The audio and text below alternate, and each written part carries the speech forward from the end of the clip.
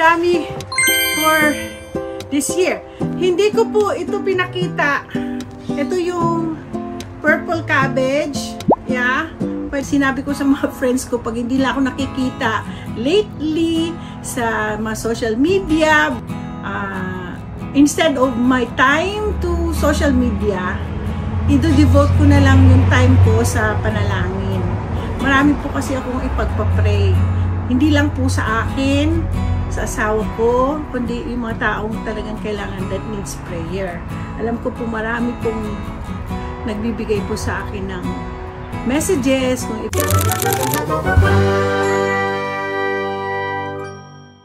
so far, ito lang nakuha ko. Tapos kumuha na po ako ng carrots kasi ang problema kasi kinakain na po yun, oh. Kaya ito, siguro mga gagawin ko na itong mga baby carrots, no? Pwede na rin yan. May papakita po ako sa inyo. Papakita ko sa inyo. Meron ako watermelon. Last year, binunot ko yung ganyang kalaki. Hindi pa pala hinog. Hindi ko alam kung ito lalaki pa. Pero, tapos meron na naman pong isa doon, oh. Pakita ko sa inyo. Yun, yan po. Tapos, meron pa. Isa dito, nagtatago. Yan. Isa pa po yan. Hindi ko alam kung ito'y okay na. Tapos, meron pa siya dito. Yan. Ay, nasaan na? Ito. Yan. So, ibig sabihin na 4 ang aking watermelon. Isang ganyang kulay. Yung kulay na ganyan. At may 2 klase pala yung nakuha ko. Yan ang watermelon. So, tignan natin. Sana ma-pick up. So, ganito yung tsura ng aking sitaw. Ang dami. Tsaka tingnan nyo po, oh. Sana po, ito, oh. Tingnan nyo po, oh. Last year, late na po. Mga March, mga September na namulaklak. Tapos namatay kasi naging malamig. So, ang sitaw kasi hindi sila pwedeng abutin ng lamig. Dapat mainit. At saka, alam nyo po, isa to sa mga genermicide ko. Germinate pala. Ito yung mga ginagawa kong yung tawag nito. Sila yung mga kauna-unahan. Tanim na po namin yan. Kaya lang hihintay po kami ng last frost. Kasi pag hindi kami mag-last frost, mamamatay. Ang dami-dami kong germinate. Meron na po doon sa harap, hindi siya po nag-succeed. No, hindi siya po nag-succeed. So, ito po ang nag-succeed. Ito. So, ngayon, dito na namin talaga ilalagay ang tsaka dito. Hindi, ito dapat yung wing beans, pero hindi. Ayoko na. Dito na lang namin ilalagay ang mga sitaw. So, dito naman, pag nangangailangan po ako ng green onion leaves, dito po. Diyan lang po. Diyan ko lang nilalagay pag nagluluto ng pansit or it needs diyan lang po ako kumukuha. Ngayon naman, ito naman po ang aking mga kalamansi. Kaya lang aabutin na sila ng September at ganito pa lang sila kalalaki. Ang mangyayari po, ilalagay ko po sila sa ilalagay ko po, ang dami po, oh. Ang dami nila. Nasaan na yan? O yan.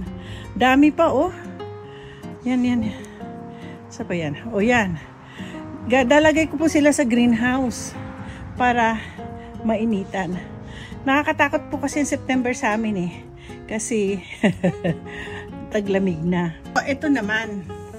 Ito mga extra kong ginawang na germinate ko na talong. All the while, ala ko marami akong mga friends, pero next year gagamitin ko rin siya uli. Dito ko mga friends ko hindi naman dumating para pick upin ang kanilang talong. So far, hindi nga sila tingnan nyo po, oh. I-zoom ko sa inyo. Nakikita nyo? May namumungang talong. Kahit po ganyan lang po sila kaliit. Nasaan na yun? Saan na ba yung aking kamay? Oops. O yan, nakita nyo yan? Yan. Kahit maliit lang po sila, Sila po namunga. Grabe. Hindi natin. So, sige lang. Kunin na namin. Hindi lang kinuha eh. Namimigay na nga po ko. Ito, ayan, ang dami pa doon. Dahon na, ano yan, para sa sili, para sa, ano yan, kanapa cabbage. Yan yun na. Ang basil ko, dumami. Ang liit-liit lang nito, dumami na siya. Oh. Pag kumuha ako, mabango siya eh. Oh. Bango. Ang sarap ng basil. I love basil in my food. Lalo na pag pasta. Ngayon guys, dito ko po nilalagay yung aking kangkong. Naghahanap po kasi ako ng place where I can put kangkong. Ay, gusto ko mo po, masakit na yung aking puwet. Ngayon, dito ko lang po nilalagay kasi dun sa unahan, hindi siya nagsasucceed. Ngayon, next year, alam ko na kung saan ko sila ilalagay. Doon sa may medyo shady siya. So, ito na po yung kangkong ko. Ayoko po siyang pitasin hanggang hindi pa ako nagluluto ng sinigang or anything that I can use my kangkong. So, next year, yung binigay sa akin ng aking unang-unang subscriber na binigyan niya po ako ng kangkong, yun, ang dami-dami. So, itatanim ko. Alam ko na kung saan ko siya ilalagay. Finally, ito na yung aking na-harvest. Ang dami po. Ang dami for this year. Hindi ko po ito pinakita. Ito yung purple cabbage. Yeah. Pwede kasi po itong igawing coleslaw. Hindi ko na po pinakita sa inyo kasi ang daming uod. Pero ito, ito po yung natira na mastino na purple cabbage. Pakita ko sa inyo.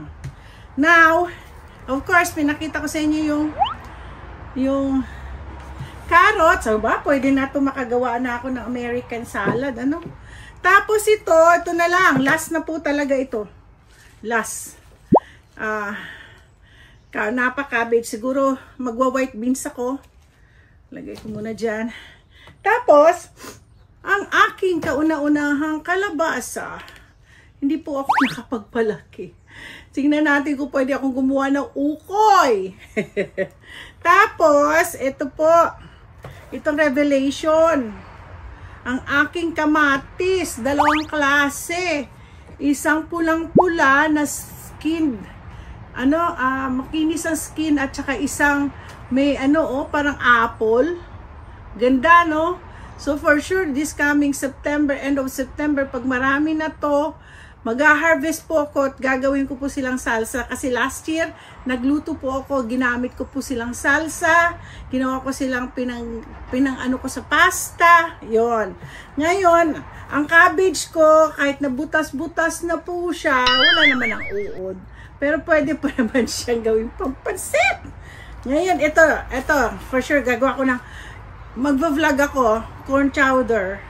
Tapos, hintayin ko na lang yung sitaw bukas.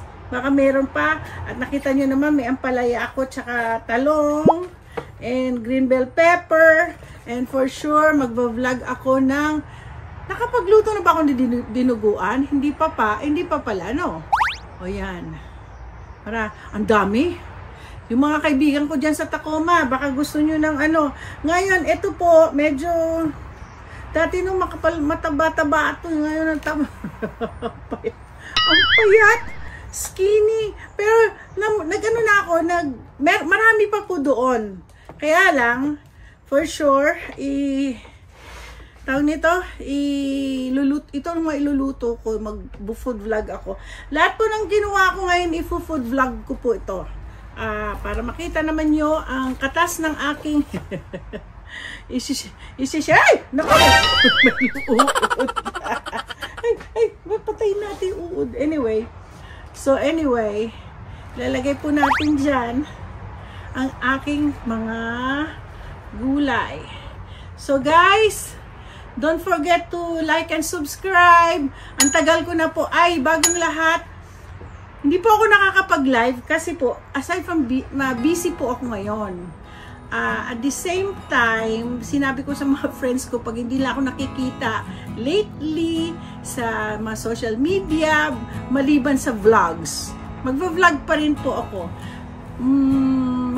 Meron po kasi ako isang gagawin na, may pinagpipray po ako. Instead of my time to social media, i-devote ko na lang yung time ko sa panalangin. Marami po kasi akong ipagpapray. Hindi lang po sa akin, sa asawa ko, kundi yung mga taong talagang kailangan that needs prayer. Alam ko po marami pong nagbibigay po sa akin ng tawag nito, ng messages, kung ipag-pray. Alam mo yun, naiiyak ako pag sinasabi na sa akin mga problema nila. Pero marami po akong mga subscriber na glory to God, nasagot naman po. Minsan isang prayer o second prayer, tapos meron na akong messages sa kanila na, "Sister, alam nyo, nangyari, ganito, ganyan, ganyan." Oh my gosh, ako ay natutuwa at nagagala. Lalo na yung kay Pogi, diba? Tsaka yung sa brother ni Karen Paler. Okay, yung mga sisters ko yan. Yan po. Pero ito kaya talagang ibabalik ko kasi sinasabi na nga ng Lord sa akin, prayer warrior. Pati ako na, kaya kailangan ko talaga po, So far, yun po ang gagawin natin. So, pag hindi po, alam ko marami, ang dami-dami yung sabing namimiss nyo na ako. Pero, babalik po ako. Tsaka kasi busy din po kasi akong nagtatapos. Mamaya, pagkatapos nito, pupunta akong pisina, kasama ko si Mister. Siguro magpa-vlog kami kasi sabihin ko sa kanya kung kakain kami sa labas. I-vlog ko yung kakainin namin. Yun na lang, dun yung muna kami makikita, Tsaka I hope guys na nag-enjoy kayo sa aking bakasyon. At least kailangan ko ng bakasyon. Magbabakasyon na naman ako next month. So hopefully, Okay, so don't forget to like. Isa-shout out ko pala. Naman. Shout out ko yung aking BFF, si Mio Cancio.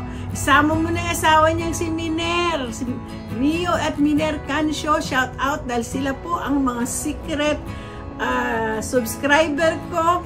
Kahit nagla-live pa ako, hindi po sila nag-hello. Nakikinig po sila sa akin. At ang aking brother, isang brother na bumalik na from the, ewan ko kung nasa Philippines. Hindi. Dito pala, lumipat na pala si Seattle. At nag-message sa akin, sabi niya, "Sis, I'm your fan and new subscriber." Okay, Brother Bruno. Hello. At saka si Sister Noemi.